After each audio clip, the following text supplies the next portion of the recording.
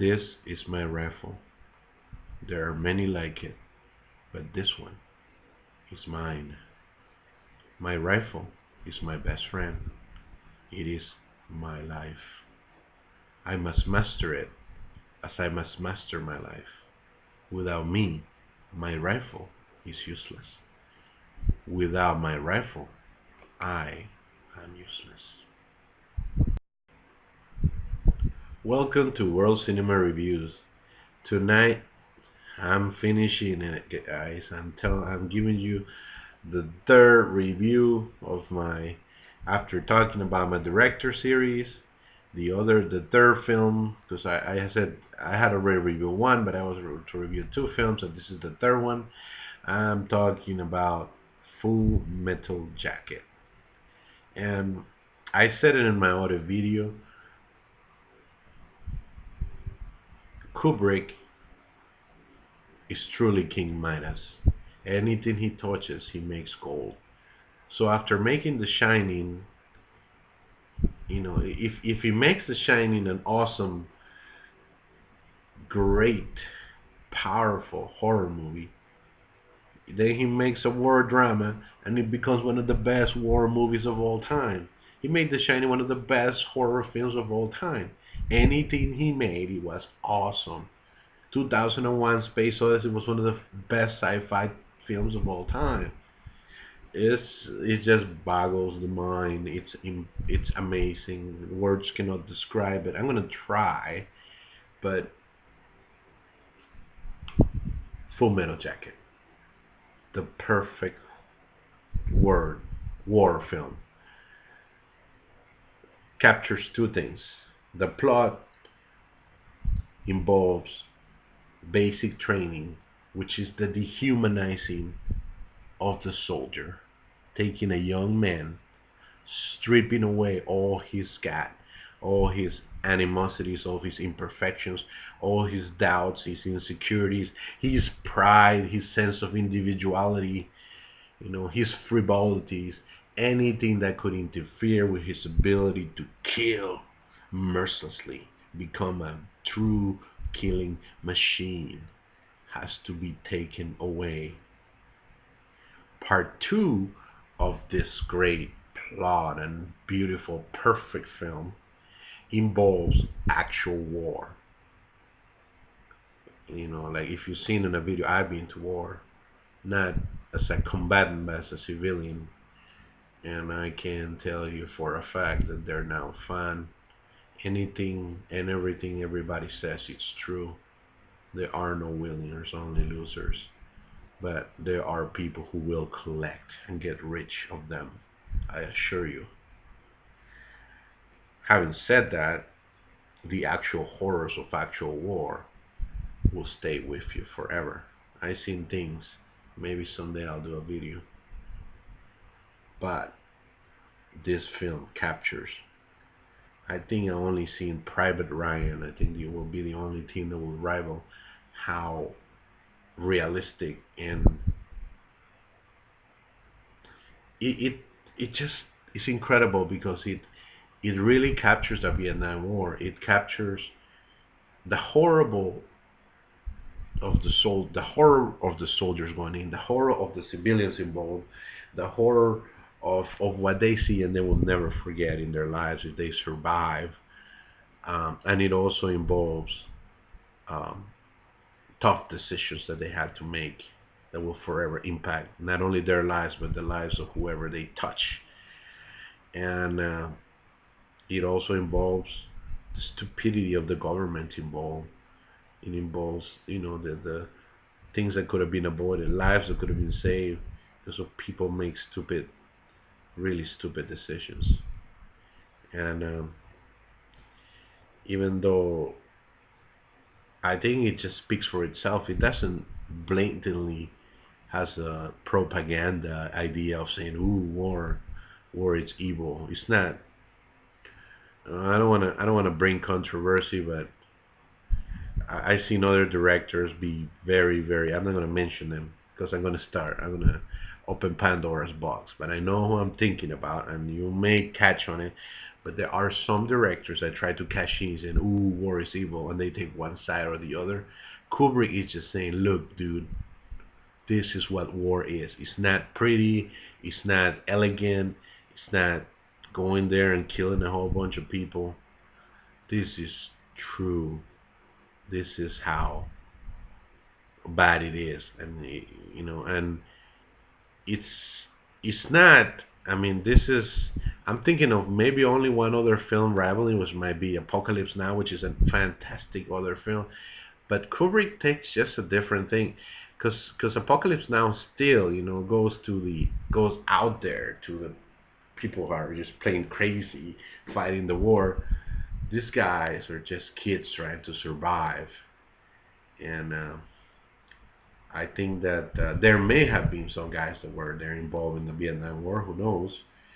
It may be very true, but Kubrick chooses to focus on the combatants, that they're just kids with guns, and they're really dangerous. So beautiful, beautiful. Let's talk about the acting. Um, Pride, Bad Joker. Oh man, Matthew Modine, right? Matthew Modine is just fantastic. Um, has that um, really cracking up, funny personality of his. Going into his um, mentality of having that helmet with above the peace sign and Born to Kill, talking about the duality of man. Um, he's fantastic on the role. Vincent D'Onofrio, oh my gosh, I mean this guy. I read that he gained a whole bunch of pounds to play the nerdish, you know, fat recruit who couldn't fit in and had to be disciplined into being molded into a killing machine marine. And we have Arlie Ernie, which I mispronounced his name the other time. I apologize, Mr. Ernie, because this guy is a fantastic actor. He was a former drill sergeant in the Vietnam era, and this guy just nails it right there. He almost ad-libbed all his lines. Kubrick just let him go. He says, dude, you do your thing. You know how to do it. Just imagine that these are your recruits. Treat them like dirt, worse than dirt. And that's, the fantastic things of the film. That, I mean, I seen this. I had cousins who were actual Marines, and my cousin, who shall remain nameless, was the worst punk you ever seen before he went to the Marine Corps. He had no discipline. He was committing petty crimes. He was just a stupid, unemployed, out of school, dumb bastard. And all of a sudden, he decided to go into the Marine Corps, and that dude turned it around. So there are some positives. I mean, he was taught that his lazy, dumb attitude and being a rebel thing was not going to fly with the Marines. They will cut you down. They will cut you down faster than you can ever believe. However, let me leave you with this concept. That's the positive concept. However, if you strip a man of all his basic necessities and his inner thoughts, his morality, and you just have him conditioned to actually pull the trigger, that's amazing, and it's horrible at the same time. Thinking about Clockwork Orange and seeing how Alex easily killed everybody because he was a psychopath. He's a sociopath that has no consequences embedded into his brain. As normal human beings, will be very hard to pull the trigger because we are just normal human beings, supposedly, right? But the job of these guys is just to create soldiers that are incapable of failing. So they will have to be ready to pull the trigger when necessary, not questioning orders, always doing what they're told. truly killing machines. Just truly frightening. I actually prepared for this video by watching actual drill sergeant videos on YouTube. So I wanted to see if they were any different than the ones that were done. They're really not that much different. That's how they're treated. They're dehumanized to the breaking point. Some break and can't live. Perhaps what happens in Full Metal Jacket is a bit extreme. But I wouldn't doubt it that it really happened, something like that sometime. There have been some cases of people going crazy or post-war problems. War is hell, and but this movie, absolute beauty, absolute beauty. Another movie where we can quote a million times. The Vietnamese prostitute scene. Oh my gosh. I don't know whether to laugh or really be sad for how bad that scene is. The the whole life in Saigon, the struggle of the soldiers, of the Vietnamese soldiers. It's a little scene, but there is one scene that is really powerful, involving a Vietnamese combatant, and it's truly moving. If you haven't seen this movie, first of all, where have you been? This is a required viewing. Perfect, perfect A+ film.